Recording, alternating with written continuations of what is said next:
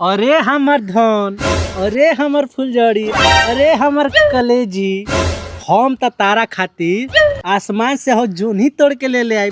ई कौन बड़का चीज बाटे? ए जी एगो बात पूछी, खिसियाम ना नू? हाँ पूछा ना। हम कहतनी कि रउरा सबसे ज्यादा प्यार केकरा से करेनी? हम अपना माई के बाद सबसे ज्यादा प्यार तोहरे से करना, काहे कि माई हमरा के जन्म नु देले बिया। ओकरा बाद तो सारा धन संपत्ति तोहरे नु बा। अरे छावड़ा, तोर प्यार मोहब्बत खत्म ना भइल। तोरा काम बजाए के लेट नहीं क्या होखत। जल्दी जो टाइम से जेबे तबे न टाइम से ते आइबे। हाँ माई जात बनी। हाँ तो जा तरे न, त 5 रुपया खैनी या चूना लेते आई है और आ गइल बा। ठीक बा माई। ये धन तनी एगो चुम्मा द न, जतरा बनल रही आ काम करे में तनी मनो लागी। आई है ने तनी गालवा है ने करी।